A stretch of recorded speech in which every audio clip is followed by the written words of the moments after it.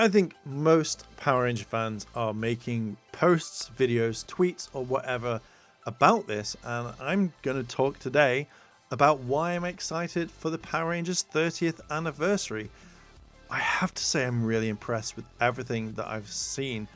I really like the fact for the trailer that we got, or for the whatever it is on Netflix. I don't know if is it on Netflix? I've not seen it.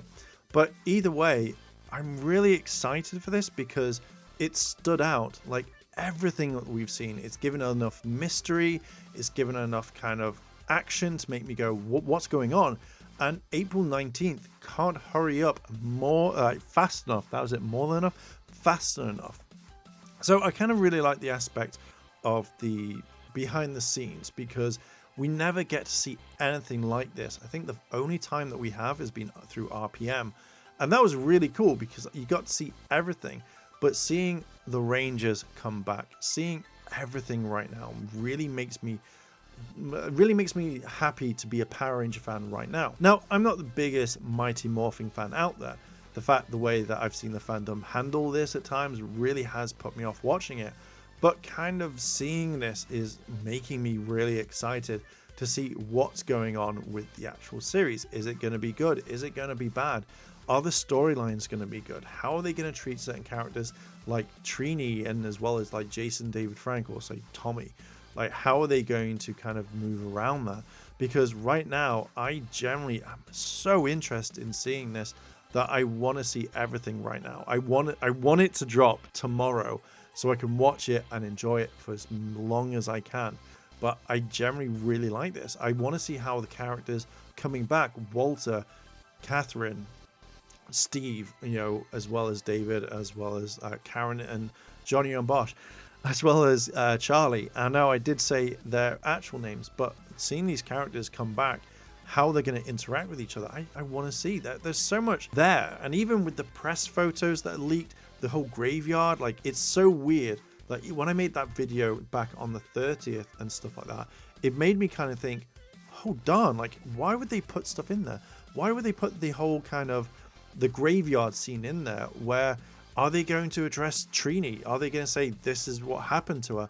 And if they do, they've just moved it on into something completely different where we won't see this again probably happen in another Power Ranger show whatsoever. And it kind of makes me excited to see how they're going to handle this, because we know that Hasbro as well as Saban at the time doesn't like to show these sorts of things. They really don't. So to actually have this acknowledged to kind of talk about, as much as it really is sad, it's interesting to see why they're going to acknowledge it. And I kind of like that. Like I generally thought that with Min it was going to be like, see you later mum, runs out the house, has the morpher, and then it's just like, oh, you guys again, and then fights monsters and stuff like that, where this could be completely different. And I've mentioned in other videos, like hearing David Yo say, I wasn't there for your mother when she needed me, but I'm going to be here for you. I really hope that line's in it. That would be really goddamn cool, because then we know that Billy has a role to actually look after the people that he loved. We will probably see him come up in other series as well, or at least referenced. And this is what I kind of really like. Their tidbits that they've shown was perfect. Their press photos has made me want to know a lot more. I can't wait to see this in 4K, and I know a lot of people are. So seeing storylines being wrapped up, characters being concluded, this to me is something that I think is spot on. Like this is something that we've wanted. Gone are the days of like, oh, we've got to keep it independent from each other. No, we want this. We want conclusions all the time. And I think this is the only way we're going to get it. And if this is it for the next only 1 or 2 seasons and the rest are all independent, I will take what we've got now for a while and then I'll complain about it much later on. I want to see if this is going to go in the right direction. I want to see if it's going to work perfectly or if it's going to fail completely. I want to see how they're going to handle Robo Rita. Like I generally really thought that it was going to be like someone dressed up as Rita with like silver on her face or something, or it was going to be like a mask or something like that.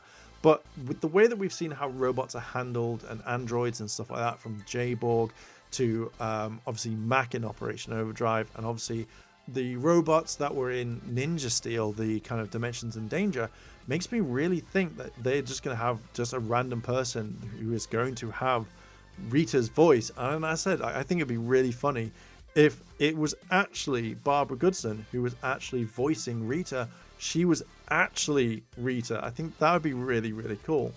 But in theory, just seeing how they're going to handle the characters works for me perfectly.